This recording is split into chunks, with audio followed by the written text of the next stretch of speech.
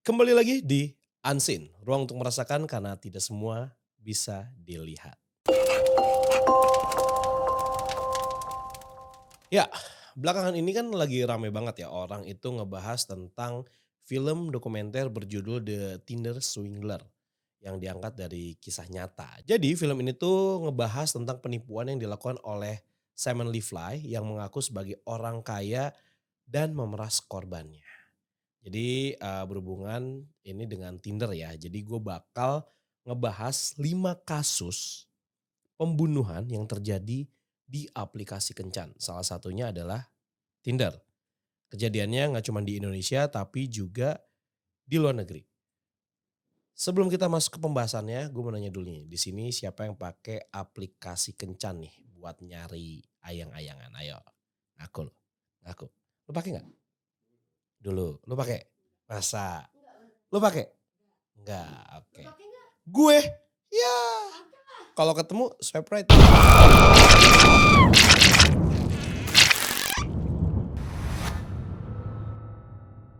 Kasus pembunuhan pertama adalah pria yang dimutilasi yang dilakukan oleh sepasang kekasih. Jadi kasus ini terjadi tahun 2020. Pria bernama Rinaldi Harley Wismanu berkenalan dengan seorang wanita bernama Laili Atik Supriyatin dari aplikasi Tinder. Jadi setelah berkenalan dan beberapa kali bertukar pesan lewat WhatsApp, Rinaldi ini memutuskan untuk bertemu dengan Laili. Keduanya sepakat ini menyewa apartemen mansion di Pasar Baru untuk tanggal 9 sampai 12 September. Lalu saat tanggal 9 September tiba, bertemulah Rinaldi dengan Laili sesuai dengan janji. Setelah itu mereka berhubungan badan. Di tengah berhubungan badan itu seorang pria muncul dan langsung memukul Rinaldi menggunakan batu bata sebanyak 3 kali hingga tewas. Pria tersebut adalah Jumadil Al-Fajri yang ternyata bekerja sama dengan Laili yang juga berstatus sebagai pacarnya Laili untuk membunuh Rinaldi lantaran ingin mendapatkan harta dari pria tersebut. Sebentar, ini gue agak rancu ya. Ini kan Laili sama si pelaku ini kan pacaran. Kok mau ya si pacarnya ngelihat ceweknya atau si Laili ini disetubui sama orang? Agak bingung sih itu, kayak segitunya ya orang nyari duit ya. Gila sih. Kita lanjut. Jadi si Jumadil ini dia ngumpet duluan di kamar mandi apartemen sebelum Rinaldi dan Laili masuk. Kemudian setelah Rinaldi dipukul dan tewas, jenazahnya ini dipindahkan ke kamar mandi dan dimutilasi menjadi 11 bagian oleh pelaku. Dan fakta mengejutkan, Rinaldi juga sebenarnya sudah memiliki istri yang merupakan seorang pramugari. Ini gila sih ya, demi harta rela memutilasi manusia. Gue nggak habis pikir apa sih pikirannya ketika orang-orang sakit ini tuh memotong-motong tubuh manusia gitu ya. Sakit sih itu ya. Sakit. Iya. Ya, ya iya sih. Rinaldinya juga selingkuh sih. Cuman sudahlah. Kita lanjut ke kasus selanjutnya. Kasus selanjutnya adalah kasus pembunuhan berantai yang dilakukan oleh pria bernama Daniel Drayton yang merupakan tersangka pemerkosaan dan pembunuhan perawat yang bernama Samantha Stewart. Kejadian ini terjadi di New York pada Juli 2018. Polisi melakukan penangkapan si pelaku di sebuah hotel tempat ia menyandra wanita lainnya yang dia lecehkan secara seksual. Dan berdasarkan hasil penyelidikan ternyata Drayton ini pakai aplikasi kencan untuk mencari mangsanya.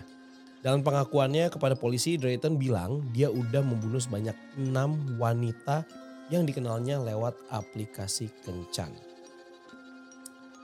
Sebenarnya kalau misalnya ngomongin kasus pelecehan seksual ini kan memang kayaknya nggak ada habisnya ya. Ada aja orang yang masih melakukan pelecehan seksual ini.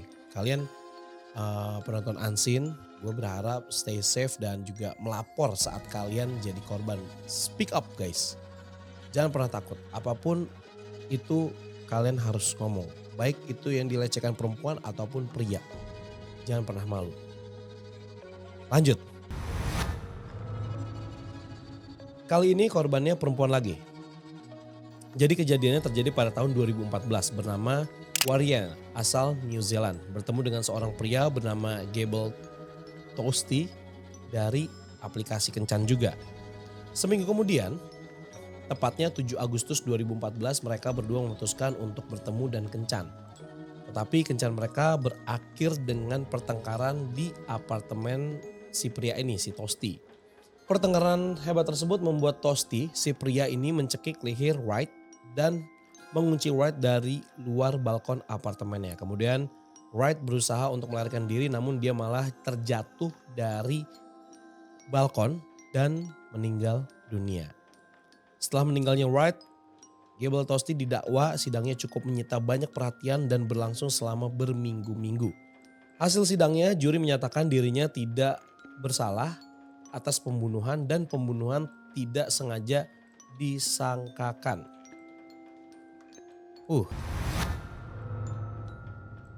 Selanjutnya, kasus pembunuhan terjadi oleh wanita bernama Sydney Lovey. Ini berasal dari Nebraska. Jadi Sydney ini bertemu dengan seorang pria bernama Bailey Boswell lewat Tinder. Keduanya janjian untuk kencan pertama pada 15 November 2017. Saking semangatnya nih Sydney ini sampai update Snapchat kalau dia udah tampil cantik untuk kencan. Tapi keesokan harinya Sydney gak masuk kerja, dia pun gak bisa dihubungi sama keluarganya dan juga teman-temannya. Karena gak kunjung pulang, keluarganya pun melaporkan dia hilang. Pencarian pun dilakukan tidak hanya dari pihak polisi yang melakukan pencarian. Hilangnya Sydney ini sampai melibatkan FBI. Bailey sebagai orang terakhir yang bertemu dengannya sebelum Sydney hilang ikut diinterogasi polisi. Bailey pun membantah terlibat dalam hilangnya Sydney. Sampai akhirnya pada 5 Desember 2017 polisi menemukan tubuh Sydney dalam keadaan tidak bernyawa di kawasan pedesaan. Jadi si Sydney ini kemungkinan besar dibunuh sama Bailey ini. Dan gak ada keterangan mengenai pembunuhan Sydney ini. Awalnya kenapa sampai akhirnya dia terbunuh.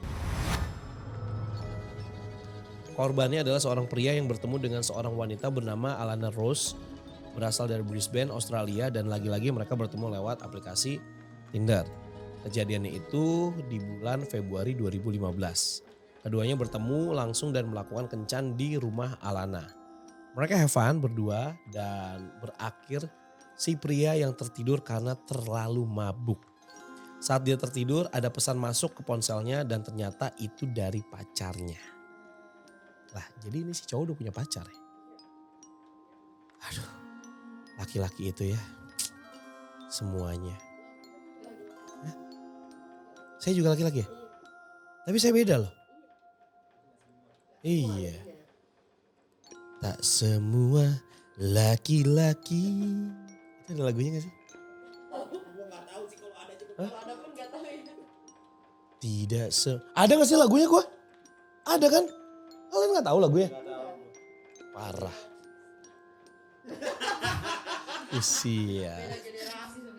Oke, next. Alana melihat pesan tersebut dan memutuskan untuk menelpon pacar si pria itu dan memberitahu ke pacarnya bahwa dia dan si pria sudah bercinta. Saat si prianya bangun dan Alana emosi, akhirnya Alana pun mengambil pisau di dapur dan menusuk teman kencannya itu. Setelah ditusuk, si pria pun keluar dari rumah Alana dan menghubungi polisi. Hah? Ini gimana ya? Pantesan aja kok cowoknya ditusuk. Orang udah punya pacar malah main Tinder. Mau gimana sih?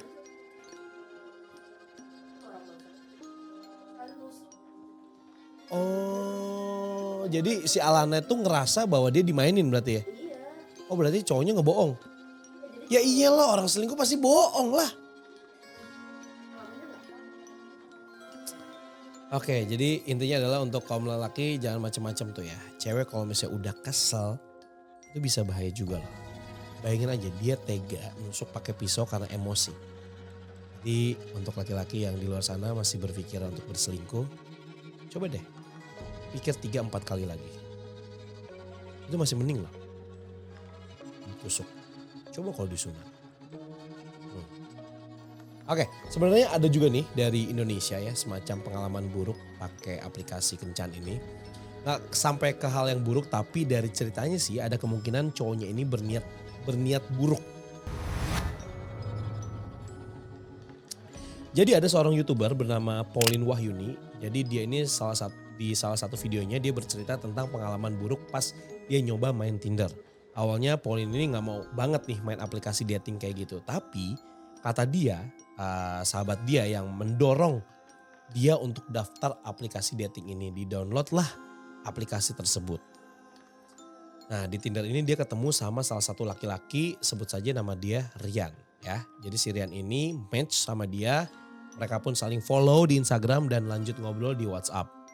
Pauline sendiri ngerasa belum ada yang aneh sama cowok ini karena di Instagramnya juga ada beberapa mutual friend ya dari Pauline juga gitu. Jadi setelah ngobrol-ngobrol gitu cowok ini belum apa-apa, kata Pauline dia udah ngelarang-larang Pauline jangan kayak pulang malam, jangan sering keluar. Nah hal ini yang bikin Pauline risih sebenarnya. Nah tapi karena Pauline juga penasaran dan mau make sure dia cocok atau enggak sama Rian, dia ngajak ketemu langsung di mall. Wish. Singkat cerita si cowok ini tuh ngaret gitu datangnya. Jadi janjian jam 4 sore, terus dia baru datang jam 6, terus dan ngajak Pauline untuk pindah mall. Gak ada apa-apa katanya di sana. Tapi ngajakin pindah mallnya tuh jauh kayak butuh setengah jam untuk ke sana. Setelah udah sampai mall tersebut mereka ngobrol lah dan ternyata Pauline makin ilfeel dan gak cocok sama si Rian ini. Alasan lah dia untuk gak bisa pulang terlalu malam padahal masih jam 8 malam saat itu. Alasannya karena gak boleh balik malam sama maminya. Tapi yang dilakuin Rian justru malah maksa Pauline untuk ngulur waktu pulangnya. Pauline bilang gak bisa terus tapi Rian justru maksa bilang yuk temenin gue dulu ke mall C buat beli sesuatu. Nah jarak dari mall mereka sekarang berada ke mall C itu jauh lagi. Jadi Pauline kayak diajak muter-muter dan semakin jauh dari rumah dia. Karena Pauline ini mulai takut, masih diturutin lah sama Pauline. Sampai di mall C, Pauline bilang, yaudah ya lu mau beli barang apa cepet biar gak kemalaman. Dan Rian malah menjawab, sebenarnya gak ada sih yang mau gue beli, gue cuman mau lebih lama aja sama lu. Modus sih. Nah maksudnya gini, mungkin kalau sama cewek lu gitu ya, lu udah jadian gitu gak apa-apa deh lu modus gitu. Kayak biar oh so sweet, oh my god gitu. Tapi ini lu baru kenal dan lu pede banget kalau pasangan atau calon pasangan lu tuh suka sama lu gitu. Terus lu udah tahu orang gak nyaman, lu paksa. Tapi sebenarnya Pauline juga tetap aja masih iyain juga, gue juga bingung sih bahwa oh, lebih kalau di under pressure kayak ya udah deh gitu. Oh iya boleh masuk akal. Jadi Pauline nggak berani nolak, tetap diturutin. Abis itu yaudah lu mau beli apa, gue mau pulang. Oke. Kita lanjut. Mulai aneh nih cowok kan. Pauline akhirnya hubungin temen-temennya untuk pura-pura jadi maminya, suruh pulang gitu. Ditelepon lah sama temennya yang pura-pura jadi maminya. Wih, yang kayak gini-gini nih gue inget. Zaman-zaman SD, ya kan. Udah basi ya kan. Aduh gue ditelepon nyokap gue nih gini. Padahal teman yang telepon. Padahal udah lu telepon gue jadi nyokap gue. Ini klasik nih. Rian kelihatannya agak panik pas tahu maminya nelfon. Akhirnya maulah nganterin pulang. Dianterin pulang. Tapi pas sudah di mobil Rian malah bilang, gue mau ngajak lu beli minuman kesukaan gue dulu nih. Gak usah pulang dulu dan jaraknya makin jauh dari rumah Pauline. Pauline pun mulai ketakutan dan mencium niat buruk dari Rian ini. Akhirnya dia pura-pura diare, kebetulan mobil mereka itu belum jauh dari mall yang mereka datengin. Pauline minta Rian antar ke mall itu aja biar bisa ke toilet. Rian pun nurut dan muter balik. Terus gak lama mereka ngeliatin sebuah hotel. Rian bilang nih ada hotel, lu numpang toilet di sini aja. Karena masih berstatus asing, Pauline nolak dengan bilang gak mau lah, udah di mall aja gak apa-apa. Setelah sampai di mall, Pauline minta turun di lobi dan langsung berlagak kebelet banget karena diarenya. Tadinya si Rian itu mau ikut turun lagi nemenin Pauline, tapi Pauline-nya alasannya dengan ngomong, "Duh gue udah gak tahan nih kalau nyari parkiran dulu takutnya udah gak kuat, udah turun di lobi aja deh," gitu. Untungnya Rian nurutin tuh maunya si Pauline turun di lobi. Setelah turun, Pauline lihat keadaan aman, dia langsung lari ke lobi utama sambil pesan taksi online dan berhasil kabur dari Rian ini dengan ngeblok semua kontaknya sampai uninstall aplikasi Tindernya. Sebenarnya dari awal aja ketika ketemu janjian ngaret tuh sebenarnya udah gak ngenakin. Kesan pertamanya kan impresnya tuh agak kurang ya. Aduh udah gitu mana sok-sok ngatur, pacaran belum, ngatur-ngatur. Oke guys, pokoknya hati-hati ya kalau yang lagi main aplikasi kencan karena gimana pun yang kalian temuin di sana kan orang asing jadi belum tahu latar belakangnya siapa, niatnya untuk apa gitu. Ya selalu hati-hati aja lah. Kalau misalnya nggak cocok ya udah nggak usah dilanjutin. Tapi ya sebenarnya nggak ada salahnya juga untuk mencoba gitu karena kan ini memang perkembangan zaman juga karena dilihat memang banyak ya sisi negatifnya dengan ada aplikasi ini. Tapi ada juga beberapa teman gue yang mereka akhirnya ketemu di aplikasi dating online ini, malah akhirnya melanjutkan ke jenjang selanjutnya nikah. Ada yang seperti itu. Baik buruknya kalian tentukan dan ya udah.